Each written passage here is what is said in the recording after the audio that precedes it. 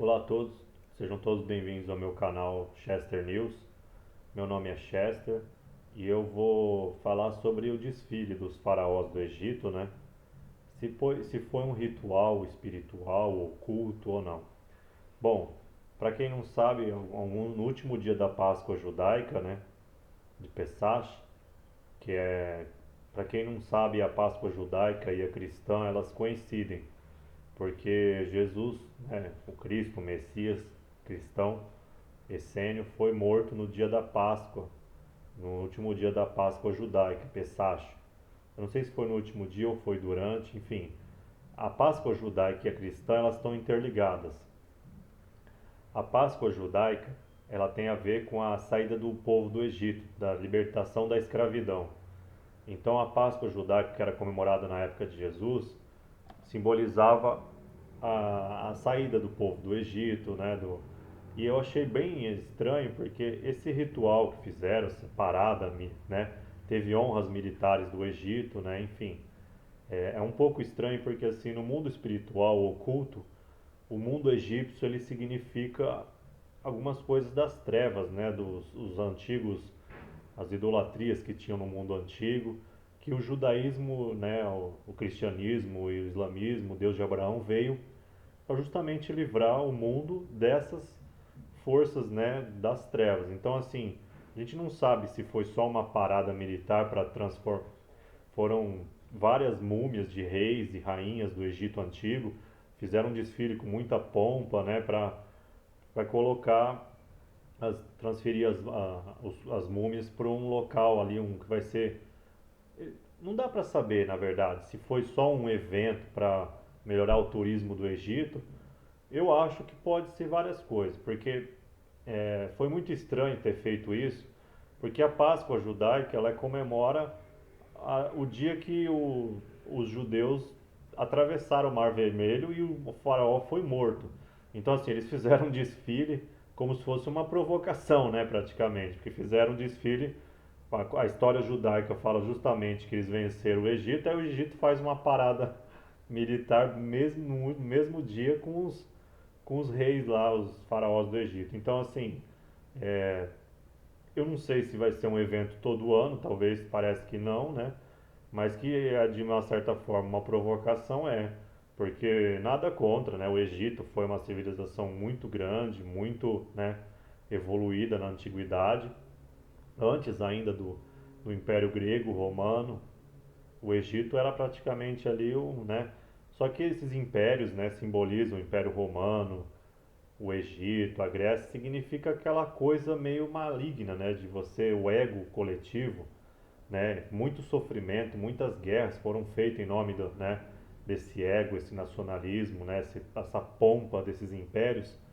Então eles falam que o Egito antigo simboliza, né, eles usavam a águia também, igual o Império Romano, simboliza essa força das trevas, assim, de você subjugar outras nações, a riqueza que não é justa, né? Aquela riqueza que você adquire de forma maligna, através de crimes ou de opressão de outras nações.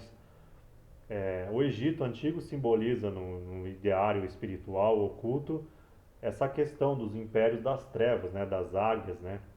Inclusive eu cito isso no meu livro A Chave de Davi, o Deus de Abraão, que fala justamente as profecias judaico-cristãs islâmicas referentes ao, né, e a parte de Gênesis tem essa parte do Egito Antigo, né, que simbolizava isso.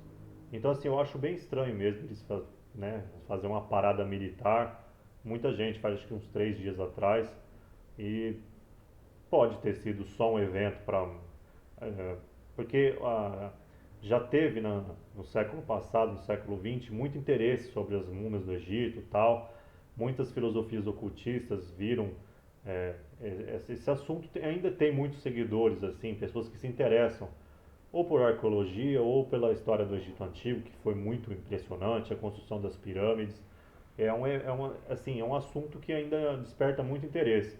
Talvez eles fizeram isso, o governo do Egito, para simbolizar aí para reviver esse interesse da sociedade moderna nesses assuntos antigos do Egito. Mas eu achei muito estranho eles fazerem isso justamente na data da Páscoa judaico-cristã, que as duas meio que coincidem, né? e fazer um desfile no último dia, né, eu achei um pouco assim estranho. Realmente, eu acho que escolheram uma data ali justamente para causar aí um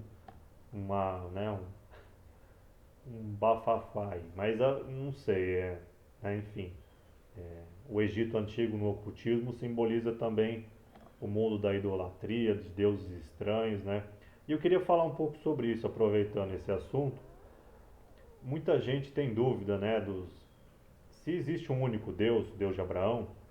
O judaísmo, cristianismo e islamismo fala. Só existe a YHWH, que é Deus em hebraico, que não se pode se pronunciar. O Pai para os cristãos, né, que Jesus falava que o Pai vivia nos céus, né, alguns chamam de Pai Celestial, né, os mormons americanos. E para os árabes eles chamam de Alá, que é Deus em árabe, Deus único também em árabe. Então, para a maior parte da humanidade, os que acreditam em Deus é mais de 55% da humanidade acreditam no Deus de Abraão, seja na linha judaica, cristã ou islâmica, em seus diversos ramos.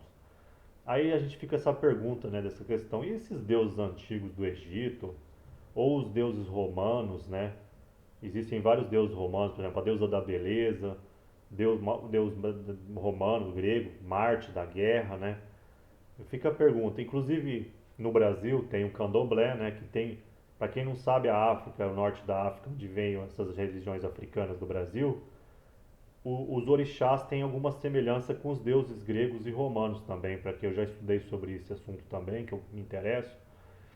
Então, assim, há uma compatibilidade no Brasil entre os orixás, os deuses romanos, gregos e inclusive os santos católicos também. Apesar de Jesus ser contra a idolatria igual semelhante aos judeus, ainda ficou na figura dos santos alguns cultos assim, né? Inclusive no Brasil, por exemplo, sei lá, vou dar um exemplo. Ah, não tem, acho que o orixá Yansan, que é a deusa do trovão, não sei, do trovão, tem a Santa Bárbara, que é uma santa católica, que ela também teve algumas coisas ligadas ao trovão. Então eles fazem essa ligação entre os orixás do candomblé, da Umbanda, com alguns santos católicos. Isso acontece no Brasil. E eu queria falar um pouco sobre isso também, já que está falando do Egito Antigo, né, desses deuses, vamos dizer assim, não são semideuses, né? Tem a Iemanjá no Brasil também, que é cultuado em algumas cidades litorâneas, né? Inclusive na minha cidade, em Santos, tem centros espíritas, que eu inclusive já frequentei também. É, frequentei o Centro Estrela Guia lá em Santos por muito tempo, tomava passes. A minha família ela tem uma parte que é espírita, a minha avó. Enfim, eu quero falar sobre esses deuses, esses rituais. Assim. Eu, na minha opinião, pelo que eu estudei, por exemplo, tem Netuno, que era o deus dos mares, que poderia ser um casal, né, da Yansan, da não é a Yansan, a dos mares é. Bom, daqui a pouco eu lembro. Tem essa deusa que é das marés, né? Que eles fazem, inclusive, enfim. Isso seria o quê? São deuses, se existe um só Deus, o que seriam esses santos, esses deuses romanos, do Deus da guerra? A minha opinião pessoal é a seguinte: o judaísmo, o cristianismo e o islamismo, o Deus de Abraão, veio para a gente cultuar um Deus só, o Deus único, que é o Pai Celestial maior. Existem espíritos, na minha opinião, no mundo espiritual, da mesma forma que no mundo material. Por exemplo, tem pessoas que se tornam especialistas num assunto. Ah, aquele cara é advogado rural, melhor do Brasil, que só pega grandes causas na área de imóveis rurais, vamos dizer assim. É uma pessoa no mundo material que se especializou em determinado assunto. Às vezes a pessoa gosta tanto daquele assunto que ela se torna uma referência ali no planeta Terra ali enquanto está vivo. Enfim, isso eu estou falando do mundo material. Eu acredito que no mundo espiritual aconteça a mesma coisa. Então, por exemplo, o deus romano, acho que grego e romano, Marte da guerra, deve existir no mundo espiritual alguém que seja tão que tenha uma afinidade tão grande com as guerras que se torna praticamente lá o deus Marte, deus da guerra. Mas ele não é um deus, é um semideus. Os santos também. Por exemplo, tem santos católicos que eles se especializam tanto num assunto espiritual que eles se tornam referência naquele assunto espiritual. Então, na minha opinião, não é que os deuses romanos, gregos, santos, os orixás não existam. Existem mesmo, pode existir realmente um espírito ali que cuida dos mares, que cuida da natureza, dos trovões. Então, eu não acho que isso seja mitologia igual algumas pessoas pensam. Existem realmente entidades espirituais em cada área dessa. Inclusive, por exemplo, pode existir um espírito especializado em beleza, igual a deusa da beleza romana, o deus da guerra. Inclusive, meu nome de nascença, batismo é Chester Martins Pellegrini. Chester em inglês significa fortaleza militar. Martins vem de Marte, deus da guerra também, Martins, que é fortaleza militar, Chester. Martins é o deus da guerra. E Pellegrini, que é o meu sobrenome, Pellegrini são os templários também, que são os guerreiros na época medieval que iam para Jerusalém. Então, assim, meu nome é 3 vezes guerra. Chester Martins Pellegrini. Não estou falando nada que eu sou nada, mas eu lembrei desse assunto porque o meu nome, eu gosto muito de guerra também. Inclusive um padre que eu fui numa missa aqui, né, no interior, na cidade americana, ele falou uma coisa muito interessante. Não é a sua mãe ou seu pai que escolhe o seu nome. Ele falou uma coisa que eu fiquei até, eu falei, meu Deus do céu, o que eu sou então?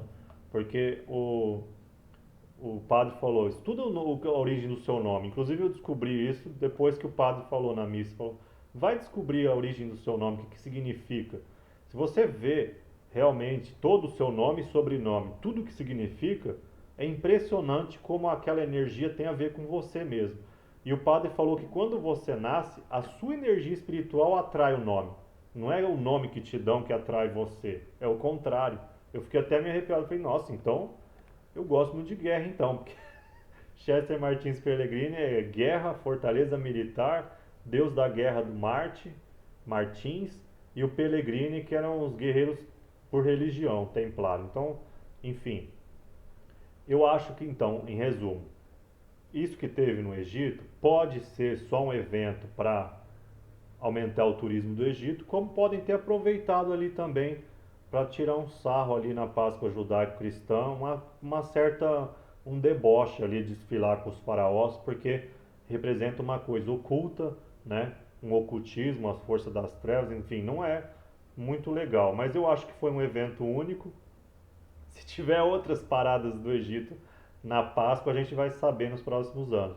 Mas eu acredito que foi um evento único e eu achei bem estranho também, né? Surgiu na internet esses rumores, né? O canal Questione se falou sobre isso, vários outros canais falaram, mas que aconteceu? Um carnaval egípcio, né? Com um monte de múmio, fizeram um desfile, umas moças bonitas com umas almofadas estilo egípcio. Eu falei, mas que vão fazer uma série, uma nova série dos egípcios? Então é isso.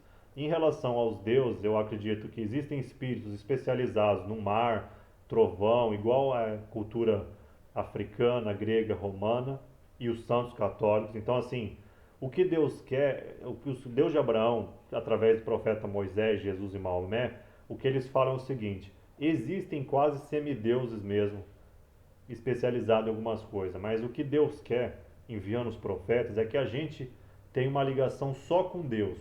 Não, a gente não deve referenciar nem os profetas, nem esses semideus do mar, do trovão.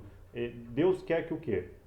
Que a gente não reverencie as forças das trevas, esses espíritos especializados em algumas áreas aí do universo, e nem de Jesus, nem Maomé e nem Moisés. Deus quer que a gente tenha uma ligação direta com Deus, que a gente não fique falando com espíritos, indo buscar coisas. É isso que as escrituras falam.